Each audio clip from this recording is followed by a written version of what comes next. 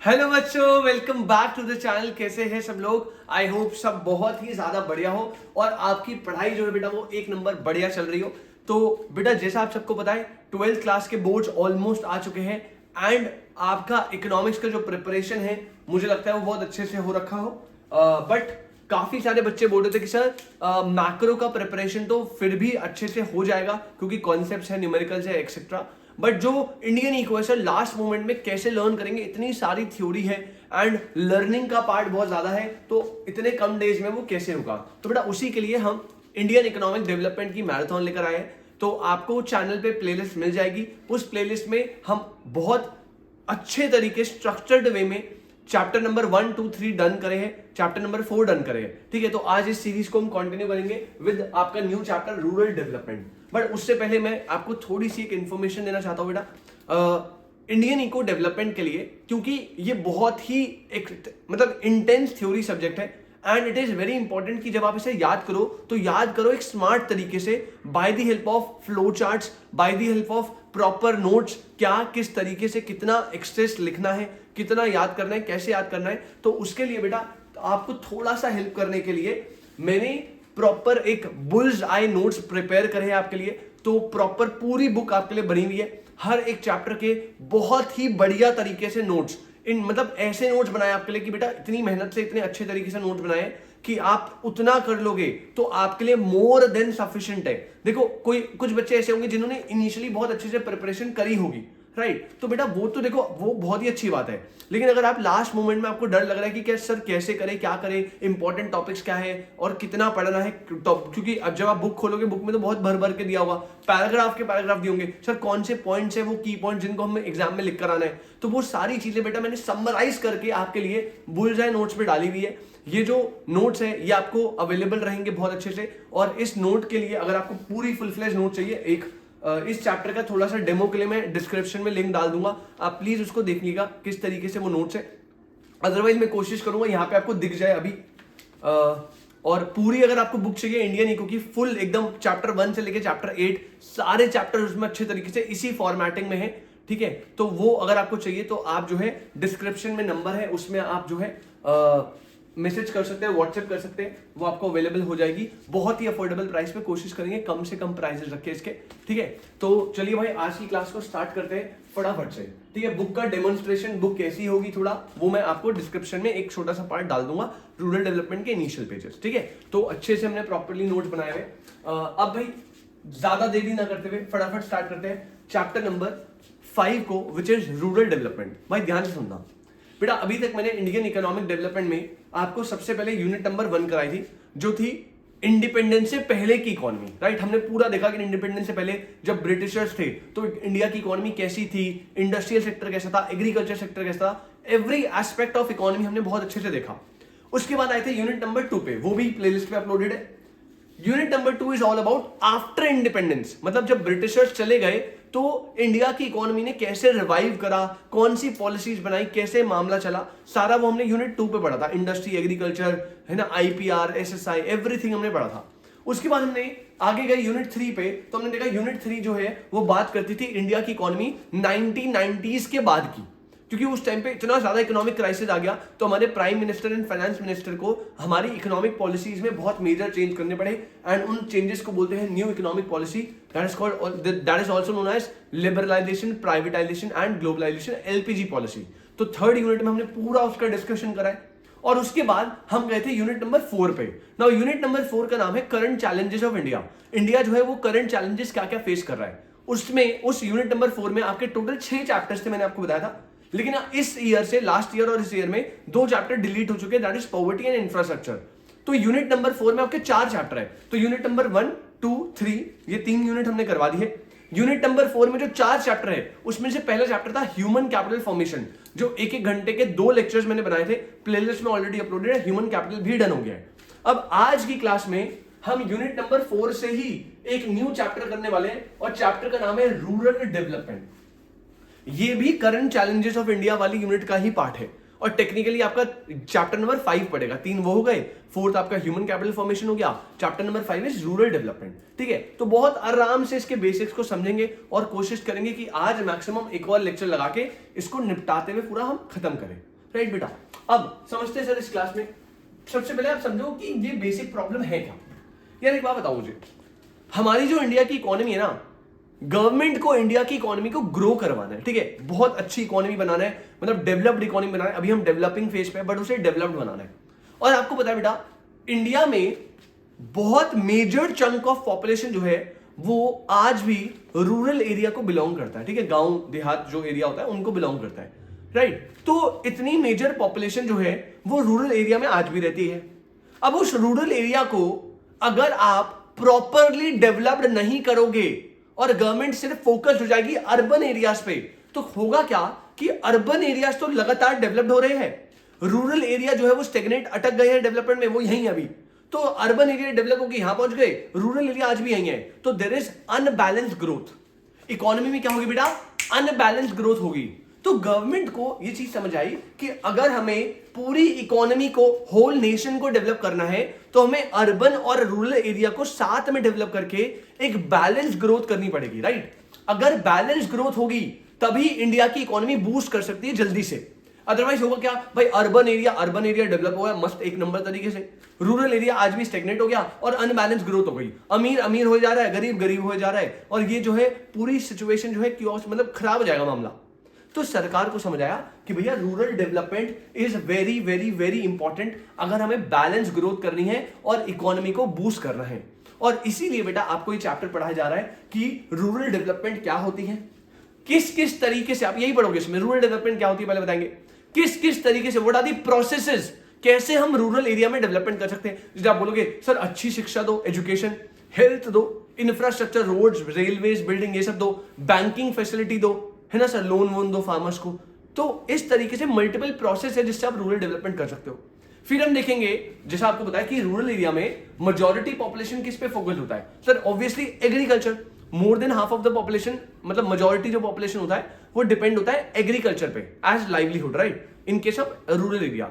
तो गवर्नमेंट ने फोकस करा है इस चैप्टर में कि हमें ना, अगर हमने इनडायरेक्टली बात बताओ, अगर हमने एग्रीकल्चर को डेवलप कर दिया तो ऑटोमेटिकली जो एग्रीकल्चर कर रहा है फार्मर वो डेवलप हो गया, और अगर फार्मर की ग्रोथ हो गई तो ऑटोमेटिकली जो रूरल एरिया है उसकी ग्रोथ हो जाएगी।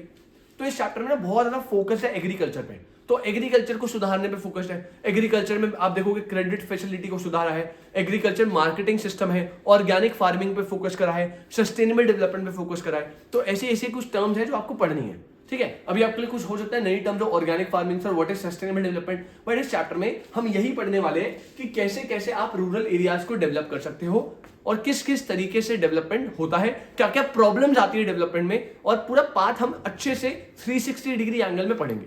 आई रिपीट बेटा, आप बहुत अच्छी बात है अगर आप साथ साथ नोट्स बना रहे हो, बट स्टिल यहां पे क्योंकि मुझे एक जल्दी से पूरे इस चैप्टर का ओवरव्यू देना है, तो बेटा ये मैं आपको टॉपिक सारे अच्छे से समझाऊंगा। पॉइंट इज कि ये जो है ये बहुत समराइज कंटेंट है, जब आप एग्जाम में लिखोगे आपको थोड़ा सा बेटर कंटेंट लिखना पड़ेगा। ऑब्वियसली आप नोट करो बहुत अच्छी बात है, लेकिन जो बुल्स आई नोट्स है उनमें हमने यही चीज का ध्यान रखा है कि क्या कंटेंट असली में आपको मार्क्स दिला सकता है, राइट। तो डिस्क्रिप्शन में आपको इस चैप्टर के तो मिल जाएंगे, अगर आपको फुल बुक चाहिए तो प्लीज आप जो कॉन्टैक्ट होगा उस पर व्हाट्सएप मैसेज करना और फिर हम आपको गाइड कर देंगे किस तरीके से रहेगा ये। चलिए स्टार्ट करते हैं, ज्यादा देर नहीं लगेंगे सर। ओवरव्यू मैंने चैप्टर का दे दिया भाई, चैप्टर का मतलब है रूरल डेवलपमेंट। अब रूरल डेवलपमेंट का सबसे पहले मतलब देखो, और जैसा मैंने आपको बताया था कि भाई थ्योरी इतनी इंटेंस है कि आप अगर रटने बैठोगे तो भैया बहुत टाइम लग जाएगा, भूल जाओगे। तो इसका बेस्ट वे आउट है कि आप फ्लो चार्ट से याद करो, जितना फ्लो चार्ट बनाओगे बेटा। जब मैं इको यहां पढ़ाता हूं, सीए लेवल पे पढ़ाता हूं, या मैं सीए फाइनल में जब खुद पढ़ता हूं, किसी भी तरीके से जब भी मैं पढ़ता हूं, मैं कोशिश ये करता हूं कि जो भी थ्योरी एस्पेक्ट है ना उसको फ्लो चार्ट से बनाऊं, ब्रेक कर करके याद करूं। जितना आप उसे ब्रेक कर करके याद करोगे ना, उतना आपको देखना आप इफेक्टिव तरीके से वो निकल कर आएगा, भूलोगे नहीं, राइट। तो सबसे पहले सर क्या है, रूरल डेवलपमेंट का मीनिंग देखते हैं।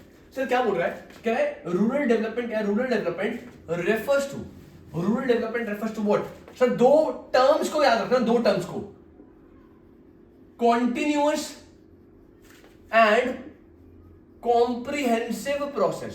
तो इसको क्या मतलब है अभी बताएंगे बेटा, बस याद रखना रूरल डेवलपमेंट क्या है, it is a continuous and comprehensive process, it is a continuous and comprehensive process, continuous and comprehensive process जो क्या करता है सर, आगे बोला है attempting to improve all aspect of rural life.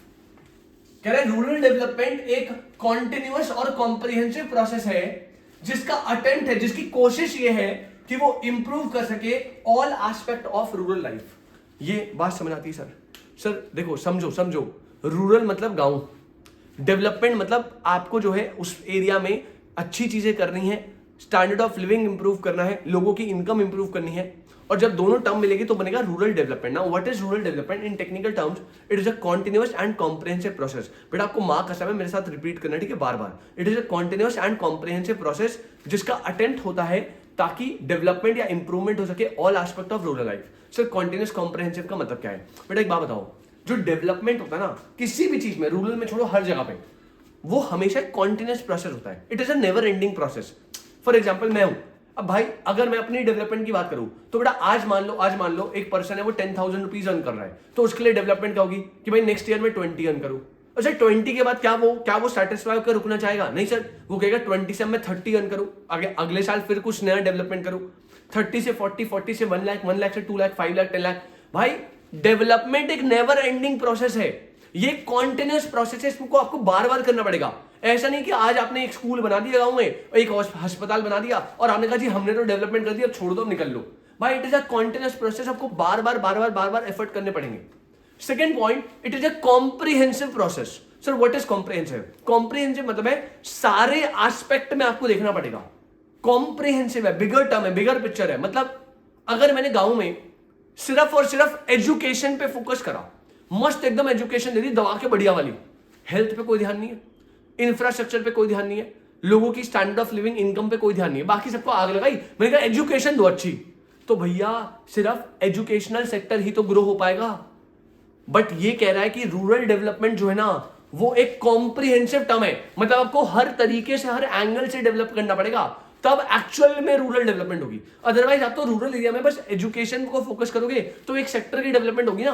Actual में रूरल डेवलपमेंट का मतलब क्या है? इट इज अ कॉन्टिन्यूअस, मतलब नेवर एंडिंग, बार बार करना है, and it is a comprehensive process. तो पहले क्या बोला? It is a continuous and comprehensive process जिसका अटेम्प्ट है, जिसकी कोशिश है कि इंप्रूव कर सके all aspects of rural life, जितने भी एस्पेक्ट है किसके, रूरल लाइफ के, उसे इंप्रूव कर सके, ये इसका अटेम्प्ट है। तो आई होप आपको डेफिनेशन क्लियर है। आई रिपीट, फिर से बोलेंगे मेरे साथ जल्दी से। नंबर 1 बेटा, रूरल डेवलपमेंट क्या है? It is a continuous and comprehensive process. It is a continuous and comprehensive process, और इसका अटेम्प्ट क्या होता है? रूरल लाइफ को इंप्रूव करना, रूरल लाइफ को इंप्रूव करना। पॉइंट नंबर 2 डेफिनेशन का पार्ट है। क्या बोल रहा है बेटा? रूरल डेवलपमेंट क्या है? एक्शन प्लान है। रूरल डेवलपमेंट क्या है? एक एक्शन प्लान है for social growth and economic growth of rural areas. तो रूरल डेवलपमेंट एक एक्शन प्लान है जिससे रूरल एरिया की सोशल एंड इकोनॉमिक ग्रोथ होती है। एक्शन प्लान बेसिकली मतलब आप एक प्लानिंग बना रहे हो कि किस किस तरीके से आप सोशल वे में या इकोनॉमिक वे में रूरल एरिया की ग्रोथ करो। तो डेफिनेशन जब भी पूछेगा आपसे, आप 2 पॉइंट मस्त लिख कर आओगे। सबसे पहले रिपीट करेंगे, rural development is a continuous and comprehensive process. It is a continuous and comprehensive process जिसका अटेम्प्ट होता है इंप्रूव करना रूरल लाइफ को। सेकेंड पॉइंट क्या बोला? रूरल डेवलपमेंट एक एक्शन प्लान है जिससे आप रूरल एरिया में क्या करो बेटा? Social growth and economic growth. तो this is the meaning of rural development, जो मैंने आपके साथ पहला कॉन्सेप्ट डील करा। मुझे लगता है बेटा ये बात आपको अच्छे से समझ आई। हाँ ऑब्वियसली डेफिनेशन देखो 2 पार्ट में तो है ही, इससे और आगे है चीजें, और भी अगर आपको हो सकता है मीनिंग 3 नंबर में आ जाए तो हो सकता है आपको थोड़ा इंटेंसिफाई वे में लिखना पड़े, तो उसी के लिए मैंने बुल्सआई नोट को रेफर करा है। प्लीज आप नीचे डिस्क्रिप्शन में देखिएगा, आपको बहुत ही ज्यादा हेल्प मिलेगी। इस चैप्टर का आपको डिस्क्रिप्शन के नीचे मिल जाएगा, ठीक है। चलिए आगे बढ़ते हैं। नेक्स्ट टॉपिक है आपका what is the process of rural development. Process of rural development, तो ये बेटा आपका नेक्स्ट कॉन्सेप्ट है, प्रोसेस ऑफ रूरल डेवलपमेंट। अब इसको समझते हैं क्या? बहुत सिंपल सी बात कर रहा है, मतलब नकली सी बात कर रहा है। कह रहा है भैया रूरल डेवलपमेंट करने के तरीके क्या है, व्हाट आर द प्रोसेस जिससे आप रूरल डेवलपमेंट कर पाओ। तो भाई इसको 4 पॉइंट में बहुत सिंपल वे में पूछा है। क्वेश्चन आ सकता है डायरेक्टली कि प्रोसेस ऑफ रूरल डेवलपमेंट बताए, और यहां पे कीवर्ड क्या है? प्रोसेस। प्लीज ध्यान से समझना, प्रोसेस बोलेगा वर्ड कीवर्ड, तब आपको ये पॉइंट लिखने। तो रूरल डेवलपमेंट की क्या प्रोसेस है? 4 प्रोसेस है, सिंपल से। इसको भूलो, इसको आग लगाओ, आप खुद बताओ मुझे। अगर मैं बोलूं आपको एक रूरल एरिया में डेवलपमेंट करनी है, तो बेटा उस डेवलपमेंट करने के लिए आप क्या क्या करोगे? सर आपका आंसर आएगा सबसे पहले सर एजुकेशन देंगे, सर अच्छे से हेल्थ देंगे, सर अच्छे से हम ना इंफ्रास्ट्रक्चर बिल्ड करेंगे, रोड, रेलवेज, बैंकिंग फैसिलिटी है। तो हेल्थ हो गया, एजुकेशन हो गया, इंफ्रास्ट्रक्चर फैसिलिटीज हो गई, ये हो गया मेन में, राइट। फार्मर्स को उनके अच्छे राइट्स देंगे, जो गरीब आदमी आप उसे हेल्प करोगे पॉवर्टी से बाहर निकलने के लिए। तो यही सब पॉइंट्स को ना हमने थोड़ा अच्छे तरीके से बताना है। अब आप ऐसे लिखो ना प्रोवाइड हेल्थ फैसिलिटी, एजुकेशन, ये सब, तो वो बहुत सिंपल टर्म हो जाएगी। अट्रैक्ट करने के लिए मार्क्स को आपको थोड़ा टर्म्स टेक्निकल यूज करने पड़ेंगे, एंड वो टेक्निकल टर्म्स क्या है, बड़े ध्यान से समझना। सबसे पहला पॉइंट आपने बोला था ना एजुकेशन, हेल्थ, ये सब, इसको हमने कंबाइन करके एक पॉइंट बोल दिया। अगर आपको रूरल डेवलपमेंट करना है, अगर आपको रूरल डेवलपमेंट करना है तो पहला प्रोसेस क्या है सर? पहला प्रोसेस है डेवलपमेंट ऑफ ह्यूमन रिसोर्स। पहला क्या है? Development of human resource. अब आपको पता है यार, ह्यूमन कैपिटल पढ़कर आए हो, ह्यूमन रिसोर्स कैसे डेवलप होगा? अरे अच्छी एजुकेशन दो, अच्छी हेल्थ दो, स्किल्स पे ध्यान दो, लिटरेसी पे ध्यान दो। बात समझ आ रही क्या? तो पहला पॉइंट क्या बोला? पहला पॉइंट बोला है डेवलपमेंट ऑफ ह्यूमन रिसोर्स, और ये करने के दो तरीके, पहला प्रॉपर अटेंशन देनी है, प्रॉपर अटेंशन देनी है लिटरेसी, एजुकेशन, स्किल डेवलपमेंट पे। पहला पॉइंट, अगर आपको डेवलपमेंट ऑफ ह्यूमन रिसोर्स करना है, रिपीट करेंगे बेटा, प्रॉपर अटेंशन देनी है एजुकेशन, लिटरेसी और स्किल डेवलपमेंट पे। इसके साथ साथ better and affordable health facility for physical growth. भाई अगर आपका मेंटल स्टेटस बढ़िया है लेकिन फिजिकल हेल्थ आपको, अगर आपके पास प्रॉपर न्यूट्रिशन नहीं है, प्रॉपर हेल्थ नहीं है, तो आप बेटा फिर ढंग से कंट्रीब्यूट नहीं कर पाओगे इकोनॉमी में, राइट। एक अच्छा, एक हेल्दी, प्रॉपर न्यूट्रिशन वाला लेबर ज्यादा प्रोडक्शन कर सकता है कंपेयर टू ऐसा लेबर जिसके पास प्रॉपर हेल्थ या नरिशमेंट नहीं है, अंडर नरिश्ड है, राइट। तो पहला पॉइंट याद रखेंगे, रिपीट करेंगे। अगर हमें रूरल डेवलपमेंट करनी है तो उसके 4 प्रोसेस है। प्रोसेस नंबर 1, डेवलपमेंट करो ह्यूमन रिसोर्स की, डेवलपमेंट करो ह्यूमन रिसोर्स की। कैसे करेंगे? प्रॉपर अटेंशन देंगे education, skills development and literacy पे। और second, better and affordable health facility, better and affordable health facility. तो ये दोनों पॉइंट करेंगे तो डेवलपमेंट ऑफ ह्यूमन रिसोर्स हो जाएगा। सेकंड पॉइंट क्या है सर? सेकंड पॉइंट है डेवलपमेंट ऑफ इंफ्रास्ट्रक्चर। अब भाई आपको है ना, अगर आपको रूरल एरिया में डेवलपमेंट करनी है तो भाई क्या करो? रोड बनाओ, रेलवे बनाओ, बैंकिंग फैसिलिटी दो, इलेक्ट्रिसिटी दो, लोगों को सिंचाई व्यवस्था, इरिगेशन फैसिलिटी दो। जब ये सारी चीजें आप करोगे तो बेटा ऑटोमेटिकली आपका एग्रीकल्चर सेक्टर बूस्ट करेगा, उसकी वजह से ऑटोमेटिकली आपका रूरल एरिया में डेवलपमेंट होगी। तो second point is development of infrastructure. इसमें कहता है इट इन्वॉल्व, अगेन दो पॉइंट है। कह रहे पहला बड़ा है सब पॉइंट है, कह रहे improvement in electricity, banking, irrigation, marketing and transport facility, इन सब में इंप्रूवमेंट करो। और सेकंड, इंफ्रास्ट्रक्चर में डेवलपमेंट कैसे कर सकते हो? कह रहा है better facilities for agriculture research and extension. Agriculture research में अच्छी फैसिलिटीज देंगे तो आपका डेवलपमेंट ऑफ इंफ्रास्ट्रक्चर होगा। आई होप बेटा इतना आपको समझ आता है। एक बार रिपीट करोगे मेरे साथ जल्दी से। सबसे पहले हमने आपको बताया कि रूरल डेवलपमेंट का मीनिंग क्या है। मार्क्स हमें रिपीट करना है। Rural development is what? It is a continuous and comprehensive process. Attempt होता है इंप्रूव करना रूरल लाइफ, अटेम्प्ट होता है इंप्रूव करना रूरल लाइफ। पॉइंट नंबर 2 मैंने क्या बताया बेटा? It is a action plan. ये क्या है? एक एक्शन प्लान है for economic and social growth of rural areas. फिर मैंने बताया कि रूरल एरिया में डेवलपमेंट करने के प्रोसेस, 4 प्रोसेस है। कितने प्रोसेस है? 4 प्रोसेस है। Number 1, development of human resource. Sir कैसे होगी? आप जो है प्रॉपर अटेंशन दीजिए एजुकेशन, स्किल डेवलपमेंट और लिटरेसी पे। Second, better and affordable health facility दीजिए तो डेवलपमेंट ऑफ ह्यूमन रिसोर्स हो जाएगा। सेकंड पॉइंट प्रोसेस का है, that is what? Development of infrastructure. उसमें क्या है? पहला point, it involve improvement in electricity, banking, जो आपका मल्टीपल प्रोसेस है, ट्रांसपोर्ट फैसिलिटी एक्सेट्रा, मार्केटिंग वगैरह। और सेकंड, आप जो है बेटर एग्रीकल्चर रिसर्च पे ध्यान दे सकते हो। ये 2 पॉइंट के बाद थर्ड प्रोसेस देखो क्या है। Third process is again very important, इसको स्टार बना लेना भाई, ये थोड़ा टेक्निकल है। थर्ड पॉइंट कह रहे हैं लैंड रिफॉर्म्स। अब अगर आपको थोड़ा सा भी याद है, और अगर याद नहीं है तो आप चले जाइए जंप मार के सेकंड चैप्टर में, इसी प्लेलिस्ट में जाइएगा इंडियन इकोनॉमिक डेवलपमेंट की। उसमें आपको यूनिट नंबर 2 के 2 पार्ट में शायद मैंने कराया है, उसमें आपको फर्स्ट पार्ट में मिलेगा। सेकंड चैप्टर में आपको याद होगा एग्रीकल्चर सेक्टर में मैंने आपको 3 रिफॉर्म पढ़ाए थे, लैंड रिफॉर्म, जनरल रिफॉर्म और ग्रीन रेवोल्यूशन। वहां पे लैंड रिफॉर्म में मैंने लिखवाया था कि भाई लैंड रिफॉर्म होते हैं जो लैंड की ओनरशिप से रिलेटेड होते हैं। अब अगर आपको रूरल एरिया में डेवलपमेंट करनी है तो आपको ये इंश्योर करना है कि जो लैंड रिफॉर्म्स है, लैंड की ओनरशिप से रिलेटेड पॉलिसीज है, वो अच्छी हो, क्लियर हो। सर मतलब मतलब तीन बातें ध्यान सुनना। कह रहा है इट इंक्लूड्स सबसे पहला elimination of exploitation in land relation. सबसे पहला लैंड रिफॉर्म अच्छा कब होगा? जब आप एक्सप्लॉइटेशन को एलिमिनेट कर दो। सर एक्सप्लॉइटेशन मतलब बेटा आपने देखा होगा कई लोग अपनी लैंड में फार्मर्स को हायर करते हैं लेबर की तरह, उनसे वो लेबर का काम करवा रहे हैं बहुत ज्यादा, लेकिन बदले में जो उन्हें रिटर्न्स दे रहे हैं वो दे रहे हैं बहुत कम। इसे बोलते हैं एक्सप्लॉइट करना। एक्सप्लॉइट मतलब आप जो है काम ज्यादा करवा रहे हो, पैसे कम दे रहे हो। तो बेटा अगर ऐसे आप फार्मर के साथ करोगे तो क्या वो दिल से प्रोडक्शन में कंट्रीब्यूट करेगा? सर नहीं। क्या प्रोडक्शन ज्यादा होगी कम? सर कम होगी। भाई जब उसे पता लगेगा यार मैं काम ज्यादा कर रहा हूं, पैसा मिल नहीं रहा मुझे यहाँ, तो वो काम दिल से नहीं करेगा, अच्छा नहीं करेगा। तो पहला पॉइंट क्या कह रहा है? लैंड रिफॉर्म्स को अगर आपको रूरल एरिया में डेवलपमेंट करनी है, लैंड रिफॉर्म में क्या करो? एक्सप्लॉइटेशन जो होता है उसे एलिमिनेट कर दो। मतलब जितना काम उससे अच्छा पैसा। अगर ऐसा होगा तो फार्मर होगा इनकरेज और उससे वो प्रोडक्शन कैपेसिटी बढ़ाएगा, दिल से काम करेगा। सेकंड पॉइंट क्या कह रहा है? कह रहा है एक्चुअलाइजेशन कर दो। एक्चुअलाइजेशन मतलब एक्चुअल कर दो किसको? गोल को। और गोल क्या है? Land to the tiller.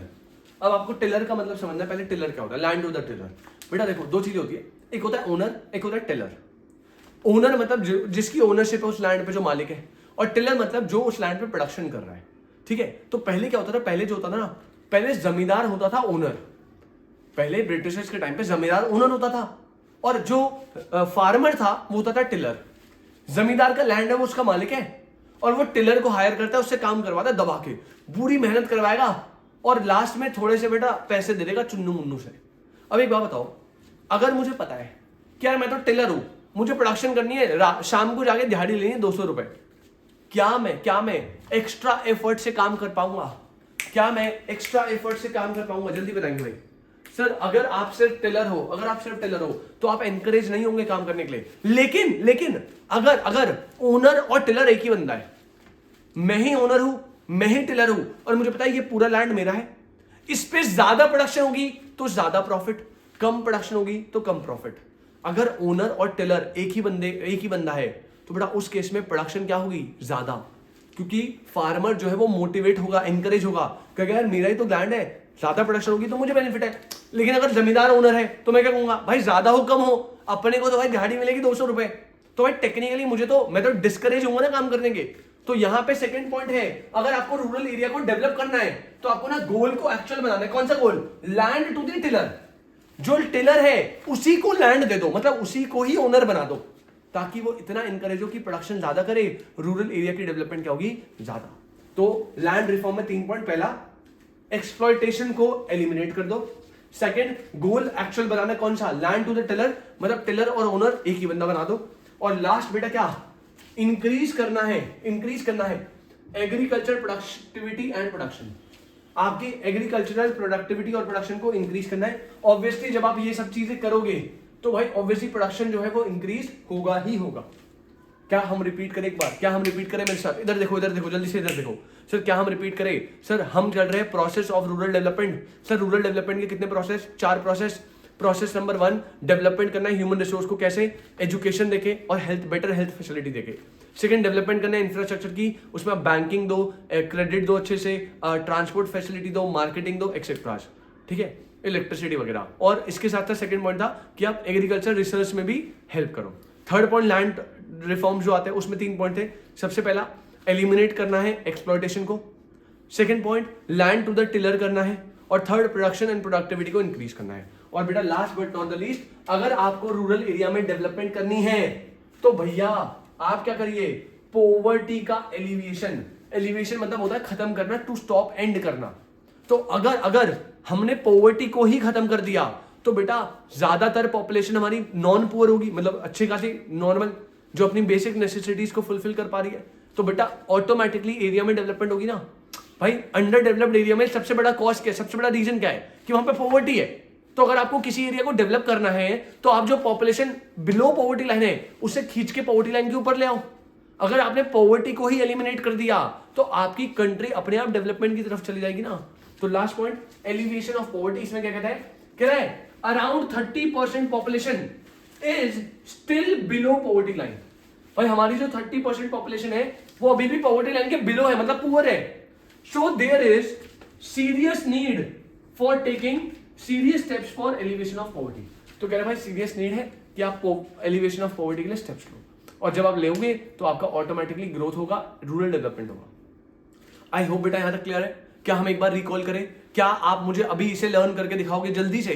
जल्दी से अगर आप रिपीट करोगे ट्रस्ट में याद हो जाएगा। बस ब्रेक करना है पॉइंट्स को, ब्रेक। इतना तो आप में भाई 12th क्लास में, उतना तो आप में भी अकल है कि आप किस तरीके से आंसर को फ्रेम करना है वो समझ जाओगे। बस आपको कीवर्ड्स याद होने चाहिए, वो आपको यूज करने हैं। एक बार रिपीट करो। सबसे पहले 2 टॉपिक करें। Meaning of rural development, it is a continuous and comprehensive process. It is a continuous and comprehensive process जिसका अटेम्प्ट होता है इंप्रूव करना रूरल लाइफ को, जिसका अटेम्प्ट होता है इंप्रूव करना रूरल लाइफ को। फिर मैंने बताया बेटा प्रोसेस ऑफ रूरल डेवलपमेंट, तो 4 प्रोसेस है। सबसे पहला आपको डेवलपमेंट करनी है ह्यूमन रिसोर्स की। कैसे करेंगे सर? आप लिटरेसी, एजुकेशन, स्किल डेवलपमेंट दो और better and affordable health facility दो।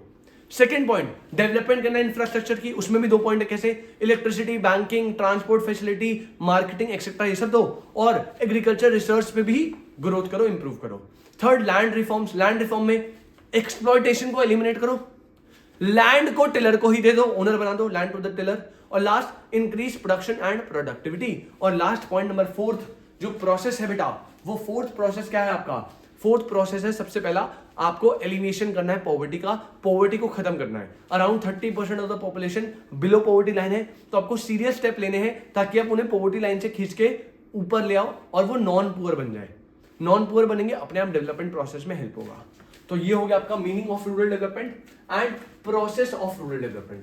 अब हम इसके आगे और कॉन्सेप्ट को देखेंगे कि गवर्नमेंट ने क्या क्या रूरल डेवलपमेंट के लिए प्रोसेस काम करे, क्या क्या मुसीबतें आई, क्या क्या चैलेंजेस है, एवरीथिंग। ठीक है, तो आई होप इतना आपको क्लियर है। जल्दी से आप बेटा इसको नोट करेंगे। देखो ये नोट्स तो अभी बनाने ही बनाने हैं, ये तो आपकी कॉपी में होने चाहिए अभी। ट्रस्ट में टाइम नहीं है, लेजीनेस नहीं करनी, अभी के अभी बनाने हैं। और जब ये चैप्टर आप पूरा ऐसे लर्न कर लो, उसके बाद आपको नीचे जो डिस्क्रिप्शन में बुलजाई नोट्स का पीडीएफ है इस चैप्टर का, वो अच्छे से रीड करना है ताकि आपको डिफरेंस समझ आए कि लर्न आपने इतना कर लिया लेकिन प्रेजेंटिंग मैनर वहां पर लिखा है। इजी तरीके से आप अच्छे से कंटेंट वहां पे लर्न कर सकते हो। आपकी बुक में बहुत इन डेप्थ दिखा है, फालतू पॉइंट्स भी है, तो वहां पे आप पता लगेगा कि कौन से वो पॉइंट्स है जिसमें मैं 4 नंबर के क्वेश्चन में 4 पॉइंट लिखूं और मुझे 4 मार्क्स मिल जाए। राइट, तो दैट इज द थिंग। तो लर्न ऐसे करना है, उसके बाद भूल जाए पीडीएफ जरूर देखिएगा। ठीक है भाई, फटाफट से आगे बढ़ते हैं, जल्दी से आप इसे नोट करो। हाँ जी भाई, तो आई होप बेटा आपने जो है अभी तक रूरल डेवलपमेंट का मीनिंग डन कर लिया। उसके बाद हमने रूरल डेवलपमेंट के प्रोसेस देख लिए। अब थोड़ा सा समझते हैं सर इस चैप्टर को हमें कैसे पढ़ना है। तो बेटा बेसिक्स आपने पढ़ लिया, मीनिंग एंड प्रोसेस। अब हमारी बुक में ना सिर्फ 3 चीजों पे फोकस करा है। अब आपको सिर्फ 3 टॉपिक्स पढ़ने हैं, ठीक है, बड़े बड़े। गवर्नमेंट ने देखा कि अगर हमें रूरल एरिया को डेवलप करना है तो रूरल एरिया की मेजॉरिटी पॉपुलेशन वो है जो लाइवलीहुड के लिए एग्रीकल्चर पे डिपेंड है, मतलब फार्मर्स।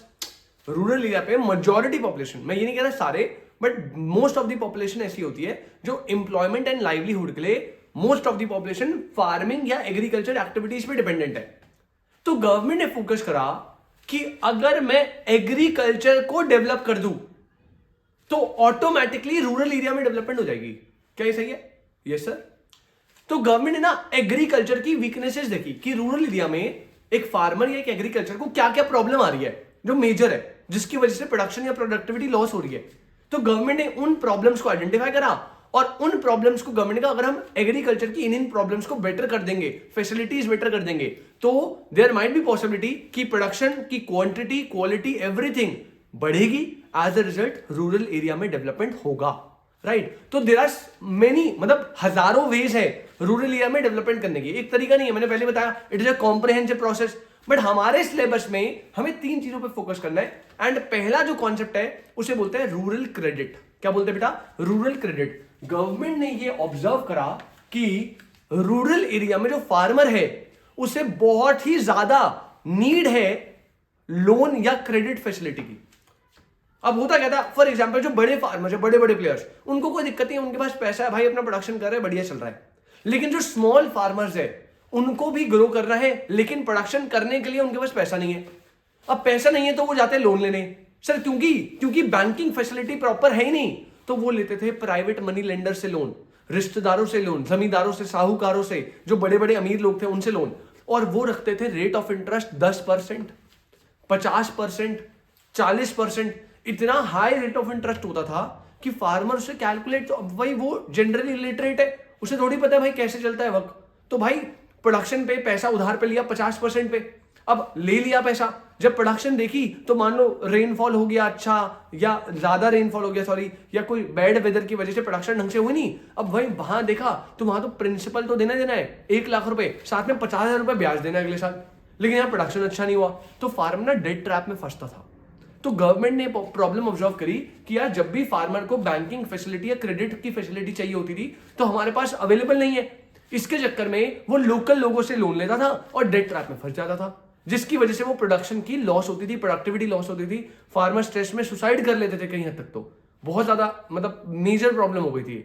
तो इसका सोल्यूशन लाने के लिए गवर्नमेंट ने एग्रीकल्चर क्रेडिट पे सबसे पहले फोकस करा। सरकार ने बोला भाई अगर हमने एग्रीकल्चर क्रेडिट को सुधार दिया तो भाई एग्रीकल्चर ग्रो करेगा, बूस्ट करेगा, as a result rural area के लोग ज्यादा कमाएंगे, as a result rural area में डेवलपमेंट होगी।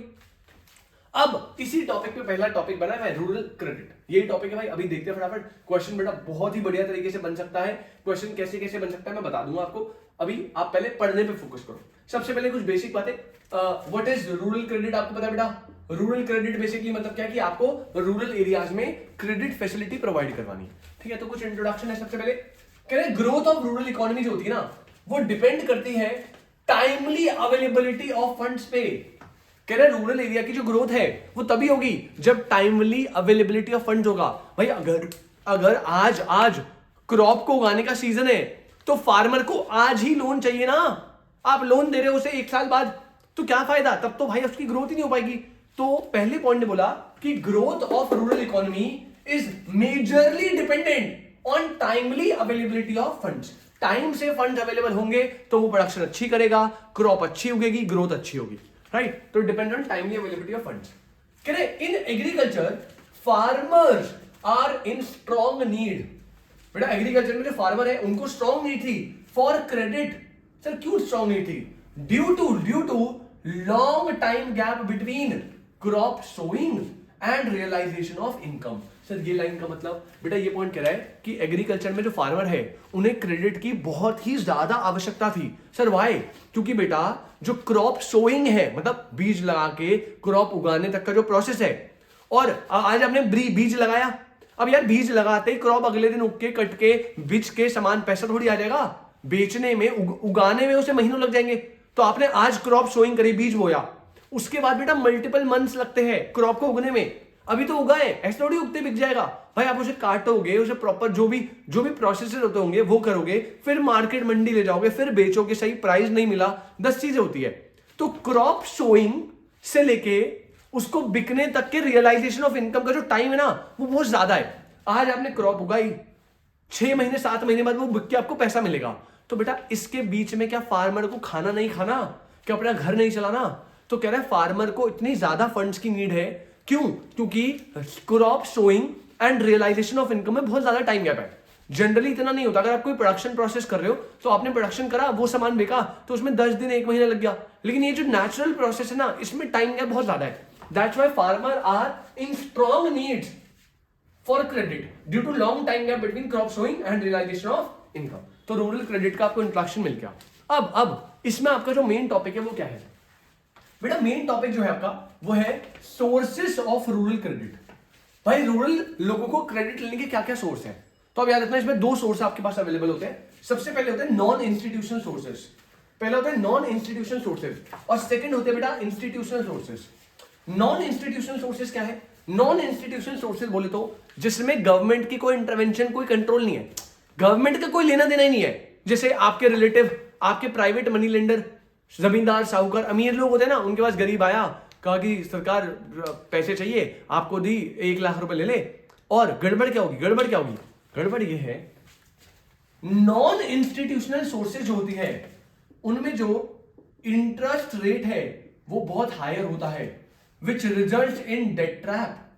फार्मर आज अवेलेबिलिटी के चक्कर में पैसा ले तो लेता है उधार पे, लेकिन ब्याज इतना ज्यादा होता है कि वो लोन की रीपेमेंट तो क्या ब्याज ही पे नहीं कर पाता, और वो एक उधारी के जाल में, डेट ट्रैप में फंस के रह जाता है।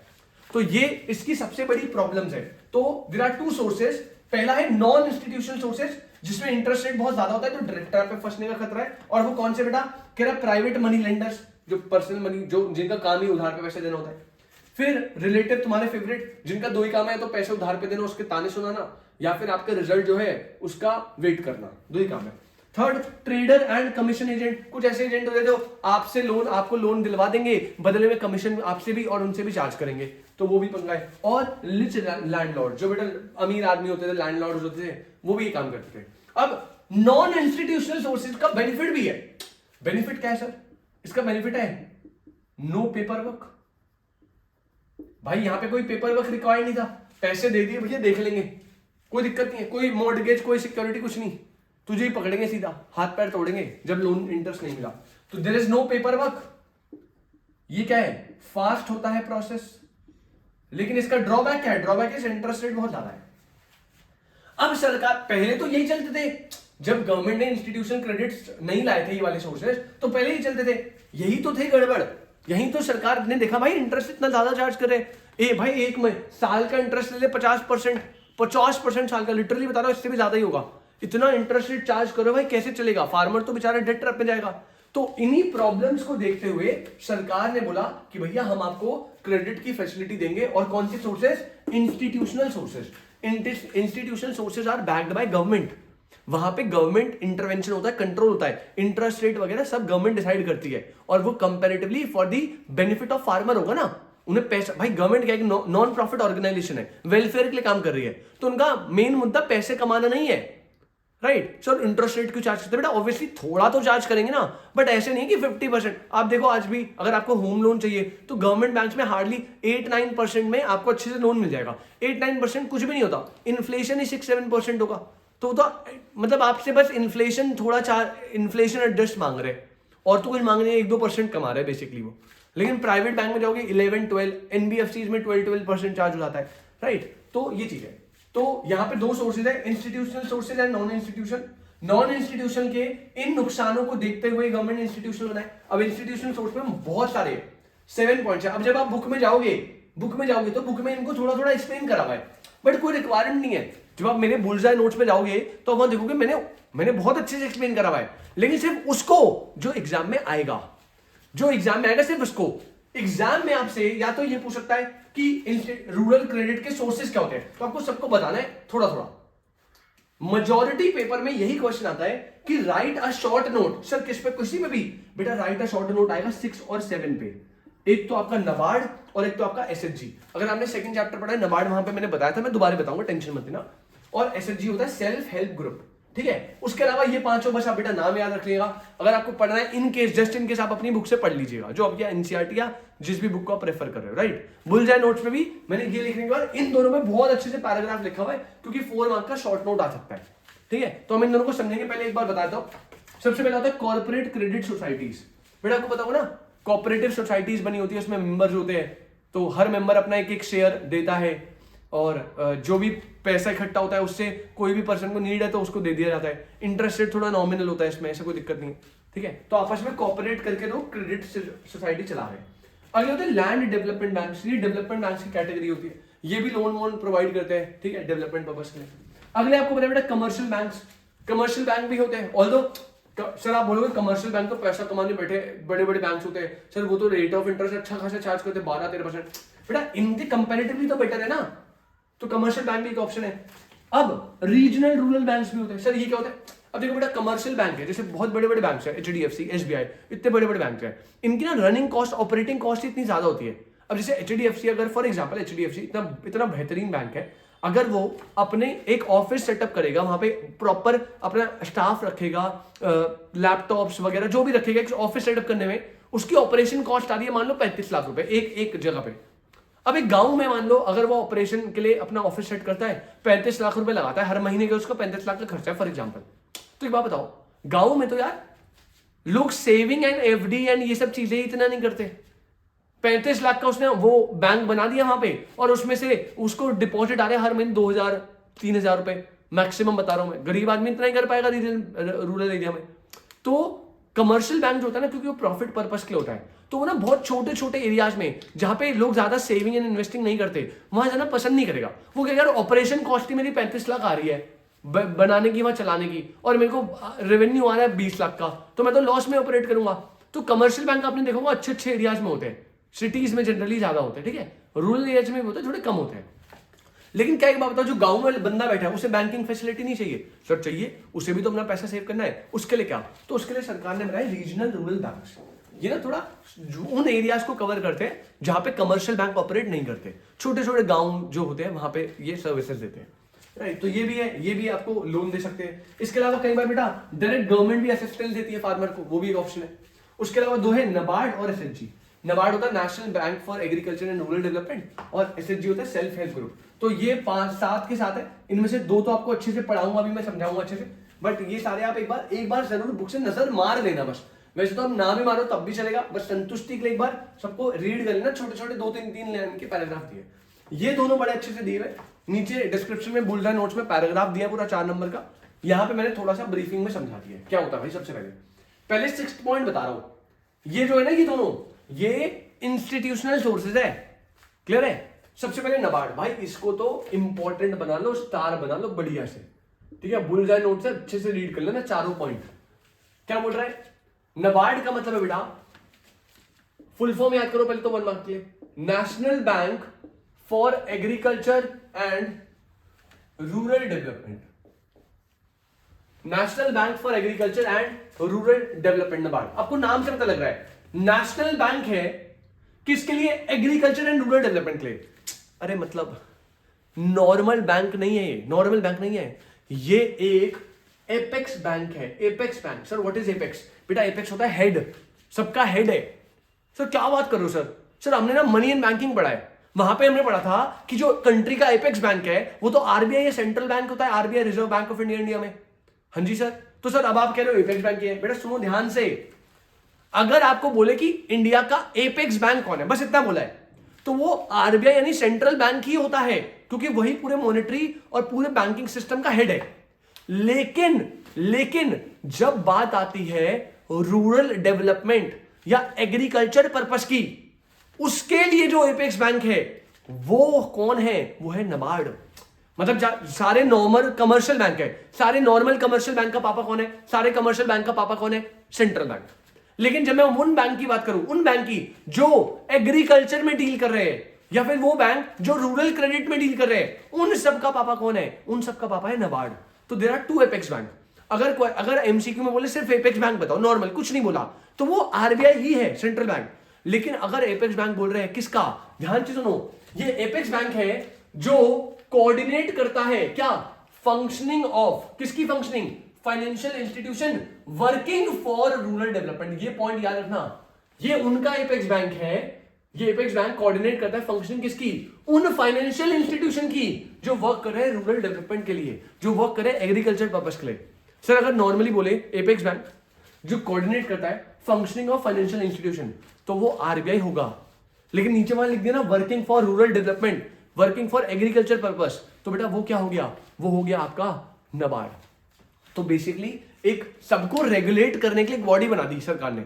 सरकार ने कहा जितने भी, जैसे देखो यहाँ पे कोऑपरेटिव क्रेडिट सोसाइटी है, एसएचजी है, लैंड डेवलपमेंट बैंक है, रीजनल रूरल बैंक है, इन सबको जब भी लोन देना है फार्मर्स को, गरीब आदमियों को, या कोई भी एक्टिविटी करनी है जिसमें रूरल एरिया की डेवलपमेंट होगी, तो ये सारी परमिशन वगैरह नबार्ड से लेंगे। अगर मान लो इनके पास पैसे कम हो गए तो नबार्ड के पास जाएंगे, नबार्ड भाई हमने वहां पे पुल बना रहे थे गांव में, उससे एरिया की डेवलपमेंट होगी, हमें तो थोड़ी हेल्प दे दो, तो नबार्ड इनको हेल्प देगा।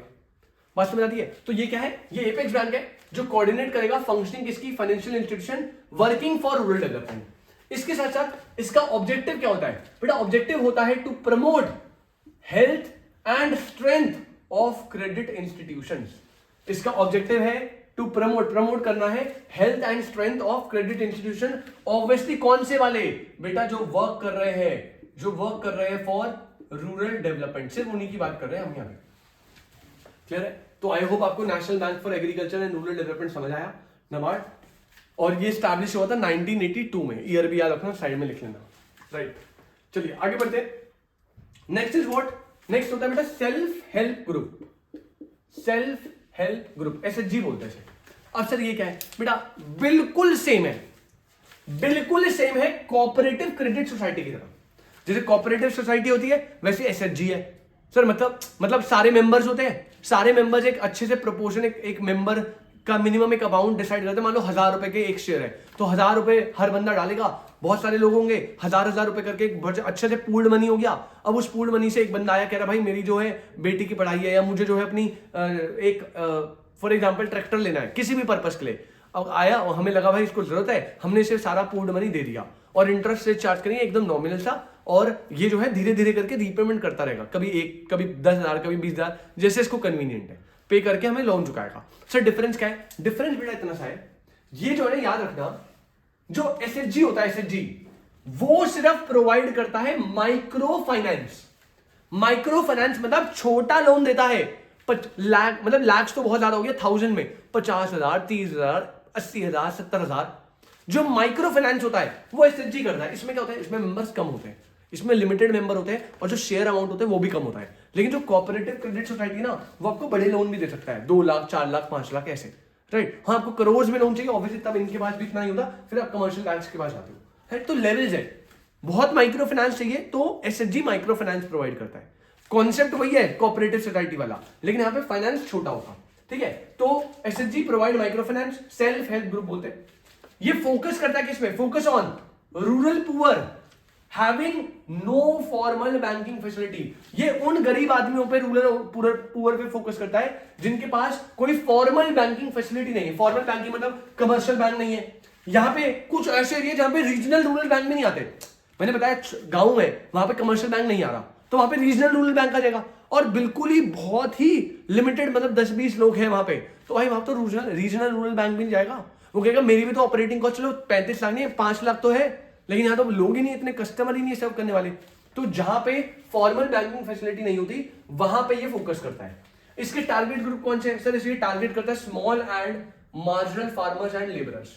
जो स्मॉल फार्मर्स है और लेबरर है उनको टारगेट करता है। और प्रोसेस कैसा है देखो भाई, कलेक्ट करता है ये मिनिमम या स्मॉल कंट्रीब्यूशन, सारे मेंबर से कलेक्ट करेगा पैसा फ्रॉम मेंबर्स, कर लिया, कलेक्ट कर लिया। अब ये जो पूल्ड मनी बनी है, जो इकट्ठा हुआ है पैसा, इसको क्या कह रहा है? Lend to needy member at very low interest rate and small EMI option. तो जो सारा पैसा इकट्ठा करा मेंबर से, वो जो ऑब्वियसली वो माइक्रो फाइनेंस होगा, 50,000 60,000 उससे ज्यादा होता नहीं है। वो सारा पैसा जिस भी उन्हें लग रहा है नीडी मेंबर है ये वाला, तो उसको दे देंगे बहुत लो इंटरेस्ट रेट पे, और वो अपनी ईएमआई ऑप्शंस पे 10 20 15 जो भी ऑप्शन है उस पे वो धीरे धीरे करके रीपे करता रहेगा अमाउंट।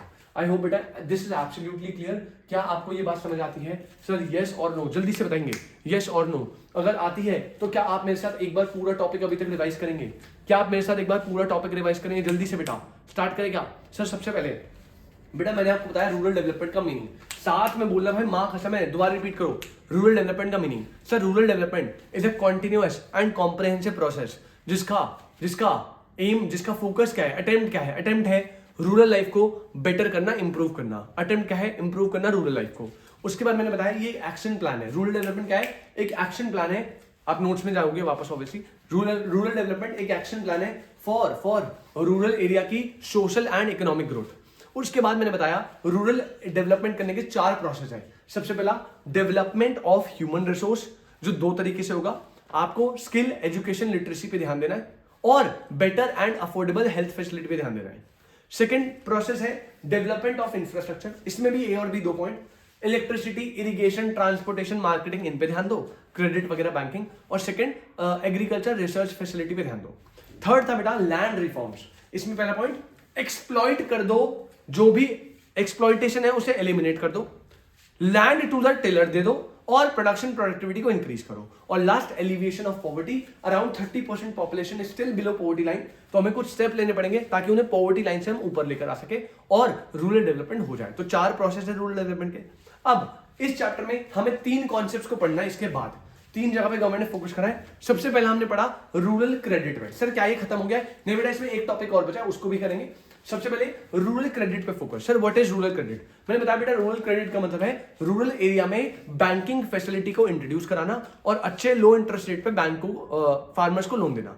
सर अगला आपका जो क्वेश्चन उठा कि सर यहाँ पे रूरल ग्रोथ जो है, मैंने बताया कि जो रूरल ग्रोथ है वो डिपेंड करती है बहुत ज्यादा टाइमली अवेलेबिलिटी ऑफ फंड्स पे। टाइमली अगर फंड जाएंगे तभी ग्रोथ होगी, अदरवाइज नहीं हो पाएगी। और फार्मर्स को तो बहुत ही ज्यादा नीड है, क्योंकि जो क्रॉप सोइंग है एंड रियलाइजेशन ऑफ इनकम है, इसमें बहुत ज्यादा टाइम गैप होता है। तो हमें जो है बहुत अच्छे तरीके से याद रखना है कि रूरल एरिया की ग्रोथ के लिए हमें क्या करना है। फिर मैंने बताया कि रूरल क्रेडिट के दो सोर्सेज होते हैं, एक होता है नॉन इंस्टीट्यूशनल, एक होता है इंस्टीट्यूशनल। नॉन इंस्टीट्यूशनल में these are not backed by government, इसमें गवर्नमेंट इंटरवेंशन सपोर्ट कुछ नहीं होता। ये प्राइवेट मनी लेंडर्स हो सकते हैं, आपके रिच लैंडलॉर्ड हो सकते हैं, रिलेटिव हो सकते हैं। ये जो होते हैं इनमें प्रॉपर इजीली आपको लोन मिल जाता है, कोई पेपर वर्क नहीं होता, कोई सिक्योरिटी मॉर्गेज ये सब ड्रामा नहीं होता। लेकिन the main problem is the interest rate is so high कि जो फार्मर है वो डेट ट्रैप में फंस जाएगा। मतलब वो लोन का प्रिंसिपल तो छोड़ो, वो इंटरेस्ट के बर्डन में फंस जाएगा। तो इस प्रॉब्लम का सोल्यूशन देने के लिए गवर्नमेंट इंट्रोड्यूस करती है institutional sources. Institutional sources backed by government होते हैं, गवर्नमेंट ने फार्मर के वेलफेयर के लिए ही बनाए होते हैं। इसमें मल्टीपल चीजें जैसे cooperative society, land development banks हो गया, रीजनल रूरल बैंक्स हो गए, गवर्नमेंट भी कई बार डायरेक्ट इनिशिएटिव लेती है। लेकिन आपको जो दो सबसे इंपॉर्टेंट याद रखना है, that is NABARD and SHG. तो मैंने बताया नाबार्ड क्या होता है। सर नाबार्ड क्या है? National bank for agriculture and rural development, establish हुआ था 1982 में। सर नाबार्ड जो है वो एपेक्स बैंक है। सर एपेक्स बैंक, हाँ जी एपेक्स बैंक है, जो कि फंक्शनिंग देखता है उन फाइनेंशियल इंस्टीट्यूशंस की जो बेटा वर्क कर रहे हैं फॉर रूरल डेवलपमेंट। मतलब नॉर्मल एपेक्स बैंक कौन है? आरबीआई। लेकिन अगर एग्रीकल्चर डेवलपमेंट या रूरल डेवलपमेंट का एपेक्स बैंक बोले तो वो नाबार्ड है। ठीक है, नाबार्ड जो है बेटा वो क्या है? ऑब्जेक्टिव उसका क्या होता है? प्रमोट करना health and strength of credit institution. इसके अलावा एसएचजी भी मैंने बताया, सेल्फ हेल्प ग्रुप। पहले पॉइंट, प्रोवाइड करते हैं माइक्रो फाइनेंस। सेकंड, इनका फोकस होता है रूरल पुअर पे जिनके पास फॉर्मल बैंकिंग सिस्टम की अवेलेबिलिटी नहीं होती। थर्ड, इनके टारगेट ऑडियंस क्या है? टारगेट क्या है इनका? कस्टमर है इनका स्मॉल एंड लैंडलेस फार्मर्स या लेबरर्स। और लास्ट, ये कैसे प्रोसेस करते हैं? तो ये कलेक्ट करते हैं स्मॉल में contribution, minimum contribution from there member. जो पूल्ड मनी है उसको किसी भी नीडी मेंबर को लेंड कर देते हैं वेरी लो इंटरेस्ट रेट पे, और ईएमआई ऑप्शन भी अवेलेबल होती है रीपेमेंट के लिए। तो ये सारा डिस्कशन हमने अभी तक कर लिया है अच्छे से। आई होप आपको इतना अच्छे से समझ आया। आप इसे बार बार रिपीट कर रहा हूं बेटा, अच्छे से लेक्चर्स को देखिए। ये नोट्स आप प्रॉपरली बनाइएगा, इसको अच्छे से लर्न भी करना है। और इसको करने के बाद आप जो डिस्क्रिप्शन में बुलजाई नोट का पीडीएफ दिया है इस चैप्टर का, उसको एक बार रीड करके देखिए तो आपको चीजें समझ आएंगी, राइट। और अगर आपको ये वाला चैप्टर अच्छे से समझ आया, बुलजाई नोट बढ़िया लगे, तो आपको जो नंबर डिस्क्रिप्शन में दिया है आप प्लीज उससे व्हाट्सएप से कोऑर्डिनेट करिए और बाकी फुल फ्लेज बुक के लिए जो है ऑर्डर प्लेस कर सकते हैं, राइट। तो चलिए अभी के लिए आप फटाफट से नोट करेंगे बेटा, और अगर कोई भी दिक्कत है तो कमेंट सेक्शन ओपन है, फटाफट से डाउट पूछेंगे, फिर हम आगे बढ़ते हैं बेटा। जल्दी से नोट करेंगे भाई, जल्दी। हाँ जी सर, तो रूरल बैंकिंग का बेटा लास्ट टॉपिक अभी जो बचा है, तो हमारा फर्स्ट टॉपिक डन हो जाएगा। मीनिंग कर लिया, प्रोसेस कर लिया, पहला most important heading rural credit almost done हो गया इसके साथ। फिर उसके बाद दो टॉपिक बचेंगे, अगला मार्केटिंग सिस्टम, वो थोड़ा सा बड़ा है, and then last one is sustainable development and organic farming, वो तो बहुत ही छोटा सा टॉपिक है, उसमें कुछ भी नहीं रहा था। तो आते बेटा लास्ट टॉपिक पे अपने रूरल बैंकिंग के, that is what? Critical appraisal और रूरल बैंकिंग। अब देखो भाई, सीधी सी बात है, सरकार को पता है एग्रीकल्चर डेवलपमेंट करेंगे तो रूरल डेवलपमेंट हो जाएगी। सरकार को यह भी पता है कि एग्रीकल्चर डेवलपमेंट करने का पहला स्टेप एग्रीकल्चर क्रेडिट दो, और सरकार ने ये क्रेडिट देने के लिए इंस्टीट्यूशनल सोर्सेज भी बना लिए, नाबार्ड बना दिया, एसएचजी बना दिया, सब कुछ कर दिया। तो सरकार ने अपने एंड में काफी चीजें ऐसी थी जो कर दी ताकि रूरल क्रेडिट ग्रो हो, उसकी वजह से रूरल बैंकिंग अच्छा चले, एग्रीकल्चर ग्रोथ हो, एग्रीकल्चर ग्रोथ है at the end main goal है रूरल डेवलपमेंट हो। सरकार ने सब कर दिया, लेकिन ये सब करने के बावजूद, एग्रीकल्चर क्रेडिट पे इतने सारे चेंजेस करने के बावजूद, देयर आर सर्टेन प्रॉब्लम्स, और यही है critical appraisal of rural banking. मतलब यहां पे ना हम रूरल बैंकिंग के कुछ नेगेटिव्स को पढ़ने वाले बेटा। तो पेपर में डायरेक्ट क्वेश्चन आएगा, क्रिटिकल अप्रेजल बोले रूरल बैंकिंग का, नेगेटिव्स बोले या कुछ ड्रॉबैक्स बोले, डिसएडवांटेजेस बोले, व्हाटएवर जो भी उन्हें बोलना है बोले। अगर आपको नेगेटिविटी वाला पार्ट देना है कि रूरल बैंकिंग में इतने एफर्ट करने के बाद भी कुछ प्रॉब्लम्स थी, कुछ क्रिटिकल प्रॉब्लम्स थी, अप्रेजल थे, तो वो क्या है? Critical appraisal of rural banking. भाई 5 सिंपल से पॉइंट्स है, पांचों पॉइंट ऑन पॉइंट, ये तो मिनिमम है, दिस इज द मिनिमम जो आपको लिखना ही लिखना है। उसके बाद भैया आपको ऑब्वियसली बुलजाई नोट से रीड करो, देखो क्या क्या चीजें और बताइए अच्छे से, इतना आप लिख दोगे मोर देन सफिशिएंट है जो बुलजाई नोट्स। अब 4 मार्क्स का क्वेश्चन है, 4 का है, 3 का है, वटएवर, लिखने 5 पॉइंट है भाई, पहले बता रहा हूं, पांचों के पांचों। सबसे पहला पॉइंट आपको दे रखा है बेटा, विच इज इनसफिशिएंसी। पहला रूरल बैंकिंग का सबसे बड़ा प्रॉब्लम है इंडिया में, विच इज इनसफिशिएंसी। सर मतलब बेटा इनसफिशिएंसी मतलब लोन जो चाहिए ना, जो लोन की जो डिमांड है इतनी, जो आपकी सप्लाई है वो है इतनी, तो यहां पे सिचुएशन क्या है कि डिमांड ज्यादा है बैंकिंग की रिक्वायरमेंट इंडिया में बहुत एरियाज में, लेकिन अभी गवर्नमेंट के लिए पॉसिबल नहीं हो पा रहा कि वो सारे एरियाज में बैंकिंग फैसिलिटी दे पाए। तो बैंकिंग की डिमांड बहुत ज्यादा है रूरल एरिया में, लेकिन बैंकिंग की सप्लाई हमारे लिए लिमिटेड है, हम अभी इतना सप्लाई कर नहीं पा रहे। तो रूरल बैंकिंग की पहली ड्रॉबैक इज इनसफिशिएंसी। इसमें क्या बोल रहा है, कह रहा है जो वॉल्यूम ऑफ रूरल क्रेडिट है, मतलब यहां पे बात कर रहे हैं सप्लाई की, जो हम रूरल क्रेडिट दे पा रहे हैं, is insufficient in comparison to its demand. मतलब डिमांड बहुत ज्यादा है रूरल बैंकिंग की, हर गांव में हर बंदे को रूरल बैंकिंग चाहिए, बैंकिंग अवेलेबल है, मतलब उन्हें रिक्वायर्ड है, लेकिन जो हम अवेलेबल करवा पा रहे हैं वो हम उतना नहीं करवा पा रहे। मतलब अगर मान लो 100 गांव में बैंक ओपन करने हैं तो हम बैंक ओपन ही कर सकते हैं 20, 30, 40, 50 गांव में। तो पहला पॉइंट इज इनसफिशिएंसी, जिसमें क्या लिखना है, volume of rural credit is insufficient in comparison to its demand. Second जो क्रिटिकल अप्रेजल है, that is inadequate coverage of institutional sources. अरे आपने रीजनल रूरल बैंक, आपने कोऑपरेटिव, सेल्फ हेल्प ग्रुप, सारी चीजें बना दी, लेकिन वही बात आ गई, जितनी रिक्वायरमेंट है आप उसे मीट नहीं कर पा रहे। लोगों को इंस्टीट्यूशनल सोर्सेज चाहिए ज्यादा, अब में भी वो एक बंदा कह रहा है मुझे अपने गांव में भी चाहिए, अगला कह रहा है मुझे यहां भी चाहिए, वहां भी चाहिए, लेकिन आज भी कई ऐसे गांव हैं जहां पे इंस्टीट्यूशनल सोर्सेज अवेलेबल नहीं है। तो ना चाहते भी वो फार्मर को क्या करना है, लोन लेना है नॉन इंस्टीट्यूशन से, फिर वो डेट ट्रैप वाले पंगे। तो पहला पूरा का पूरा बैंकिंग सिस्टम ही इनसफिशिएंट है, डिमांड को मैच नहीं कर पा रहा। दूसरा, जो इंस्टीट्यूशनल सोर्सेज है उसका कवरेज इनएडिक्वेट है। इनएडिक्वेट मतलब पर्याप्त नहीं है, जितना कवरेज करना चाहिए, एरिया है बहुत सारा, इंस्टीट्यूशनल सोर्सेज है लेकिन सारे एरिया में कवर नहीं कर पा रहे। तो अगेन फिर वहां पे ना चाहते हुए भी लोगों को, जहां पे इंस्टीट्यूशनल सोर्सेज नहीं है वहां पे भाई नॉन इंस्टीट्यूशन पे जाना पड़ता है, फिर वो फंस जाते हैं बेचारे। तो यहां पे क्या बोला है, कह रहा है इंस्टीट्यूशनल सोर्सेज आर इनएडिक्वेट। क्यों इनएडिक्वेट है, as it fails to cover entire rural area. हर रूरल एरिया में आज भी ऐसे कई रूरल एरिया है जहां पे इंस्टीट्यूशनल सोर्सेज की अवेलेबिलिटी नहीं है। तो ये एक प्रॉब्लम हो गया क्रिटिकल अप्रेजल। पहला क्या, इनसफिशिएंसी। दूसरा क्या हो गया, इनएडिक्वेट coverage of institutional sources. Third क्या है बेटा, थर्ड क्या है, इनएडिक्वेट amount of sanction. इनएडिक्वेट amount of sanction, ठीक है सर। इनएडिक्वेट अमाउंट ऑफ सैंक्शन क्या है, सिंपल सी बात, लोन, अरे loan sanction is less than loan required by the farmers. पहली बात तो भाई आप हर एरिया में बैंकिंग दे नहीं पा रहे, कई जगह पे आप इंस्टीट्यूशनल सोर्सेज दे नहीं पा रहे, दो प्रॉब्लम। अब जहां पे इंस्टीट्यूशनल सोर्स है वहां पे फार्मर को चाहिए 10 लाख का लोन, लेकिन वहां पे इंस्टीट्यूशनल सोर्स तो है, मतलब रीजनल रूरल बैंक है, अवेलेबल है, एसएचजी अवेलेबल है, लेकिन अगर फार्मर को चाहिए 10 लाख का लोन तो उनके पास इतना पैसा ही नहीं है कि वो 10 लाख दे पाए।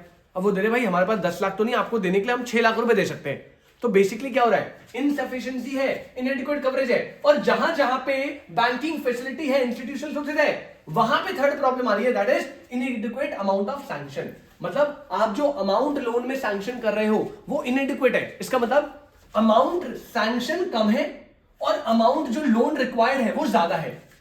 इसी वजह से एज ए रिजल्ट वो यूज करते हैं फॉर अनप्रोडक्टिव पर्पस। अब मुझे मान लो अपने पूरे खेत में इरिगेशन सिस्टम लगाना था 10 लाख का, मैं गया बैंक के पास, मैंने कहा भाई 10 लाख का लोन चाहिए। अब यहाँ पे नाबार्ड मुझे कह रहा है 10 को तो नहीं भाई, हमारे पास तो पैसा कम है, सारे फार्मर बहुत सारे हैं, तो हम आपको 6 ही दे पाएंगे। अब बेटा 6 लाख से वो सिस्टम तो लगेगा नहीं, तो मैं 6 लाख रुपए लूंगा, अब आएगा पैसा तो ले ही लूंगा, लेकिन पॉइंट इज क्या वो चीज गोल अचीव हो पाएगा, नहीं। फिर मैं उसे टेढ़ी मेढ़ी जगह खर्च करूंगा, कुछ जुगाड़ तुगाड़ लगाऊंगा, कुछ अदर अनप्रोडक्टिव एरिया में लगा दूंगा कि चलो इस साल तो निपटाऊ, जैसे तैसे अगले साल देखेंगे, और वो 6 लाख भी मैंने वेस्ट कर दिए। तो दैट इज थिंग, क्या बोला, loan sanction is less than loan required by the farmers. इसी वजह से वो यूज कर देते हैं, क्योंकि पैसा पूरा तो मिल नहीं पाया, तो जो थोड़ा बहुत पैसा है उसे भी अनप्रोडक्टिव जगह पे लगा देते हैं।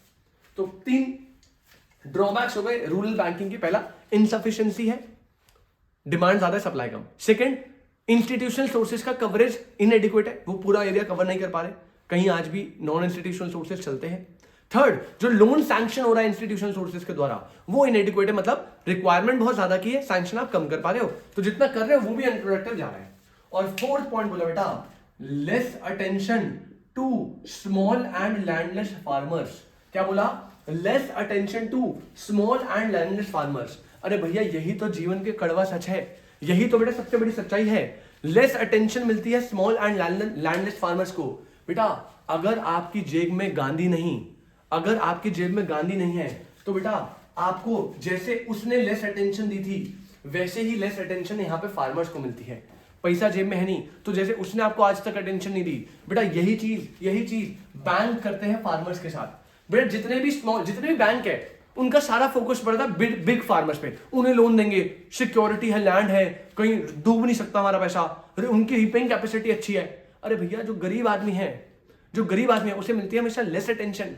ये जीवन का सच है, तभी बोल रहा बेटा पढ़ाई लिखाई करो, आइए वही बनो, मेहनत करो, उसकी अटेंशन की रिक्वायरमेंट नहीं पड़ेगी तुम्हें, इतनी अटेंशन मिलेगी, राइट। चलो वापस आते इस पे। सर आप तो भावुक हो गए। हाँ बेटा क्या करूं, अटेंशन ही नहीं मिलती थी, ठीक है। अब हम अटेंशन नहीं देते, छोड़ो। Less attention to small and landless farmers, ये क्या बोल रहा है? ये कह रहा है सर क्योंकि स्मॉल फार्मर के पास अपना लैंड नहीं है, ज्यादा रीपे करने की कैपेसिटी नहीं है, तो बल्कि सबसे ज्यादा लोन की रिक्वायरमेंट स्मॉल फार्मर को है, लेकिन बैंक उसे अटेंशन ही नहीं देता। कहता है बैंक का भी कहना चाहिए यार ये इसके पास मॉर्गेज नहीं है, सिक्योरिटी, लैंड ही नहीं है भाई, अगर कल को रीपे करने से भाग गया ये क्या करूंगा मैं, इसकी तो रीपेइंग कैपेसिटी इतनी अच्छी नहीं है, लोन ही रीपे नहीं कर पाया, इंटरेस्ट नहीं पे कर रहा टाइमली, क्या करूंगा मैं। तो point is less attention to small and landless farmers. इसमें क्या बोल रहा है? लेसर अटेंशन किसको गिवन होती है? To small farmers due to repaying capacity. और यही स्मॉल फार्मर को सबसे ज्यादा लोन की नीड है, तो जिसको सबसे ज्यादा लोन की चाहिए रिक्वायरमेंट, उसी को आप लेस अटेंशन दे दो जैसे वो देती है। चलो आगे बढ़ते हैं। Last is growing overdues. अब स्मॉल फार्मर को हमने लोन दे दिया, लेकिन बेटा फार्मर बेचारा फार्मर है, फार्मर बेचारा गरीब आदमी है, वो एग्रीकल्चर कर रहा है। कई बार 10 चीजें होती है बेटा, प्रोडक्शन अच्छा हो ना हो, ज्यादा बारिश हो जाए, कम बारिश हो जाए, मौसम ने साथ नहीं दिया, there is thousands of uncertainties इस काम में। तो फार्मर की जो रीपिंग कैपेसिटी है वो तो पुअर है, तो उसकी वजह से क्या होता था, जितने भी बैंक्स होते थे वो लोन जब देते थे तो लोग लोन रीपे ही नहीं कर पा रहे, तो उनका जो ओवरड्यू है वो ग्रो हो जा रहा है। लोन्स दे रहे फार्मर्स को, लेकिन अब बिजनेसमैन है या कोई वैसा पर्सन है, रिच पर्सन है, तो वो तो रीपिंग कैपेसिटी अच्छी रखता है, लेकिन फार्मर की रीपिंग कैपेसिटी है पुअर। दैट्स वाई क्या होता था कि बैंक्स के जो ओवरड्यूज होते थे, जो बैड डेट्स होते थे, वो बढ़ते रहते थे, ग्रोइंग होते रहते थे। तो last problem is growing overdues.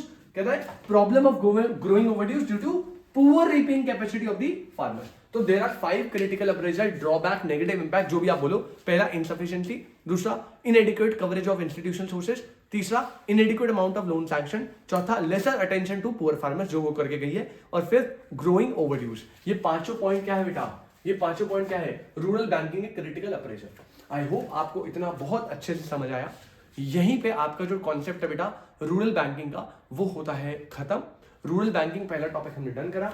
मेरे हिसाब से 1 घंटे के अप्रोक्सीमेटली लेक्चर हो चुका है, तो अभी हमने इसका फर्स्ट पार्ट डन कर दिया है। अब अगली सेशन में हम इसका सेकंड पार्ट लेकर आएंगे, और सेकंड पार्ट में हमारा बहुत कम काम है, एग्रीकल्चर मार्केटिंग सिस्टम के बारे में बताना है, और इसके साथ साथ हमें बताना है sustainable development and organic farming. 2 he topic है, उनमें से एक ही है जो थोड़ा टाइम लेगा, आधा घंटा 40 मिनट, बाकी हार्डली 10-15 मिनट का टॉपिक नहीं है, ठीक है। तो आई रिपीट बेटा, आज हमने जितनी भी सारे डिस्कशन करे अच्छे से आप रिवाइज करिए। मीनिंग ऑफ रूरल डेवलपमेंट, फिर हमने 4 प्रोसेस करे, फिर हमने एग्रीकल्चर क्रेडिट देखा, रूरल क्रेडिट के सोर्सेज देखे, इंस्टीट्यूशन, नॉन इंस्टीट्यूशन वाले में से हमने 2 पढ़े, नबार्ड, एसएचजी, उसके बाद हमने क्रिटिकल अप्रेजल भी देखे। तो बहुत बढ़िया तरीके से हमने ओवरव्यू लिया चैप्टर का।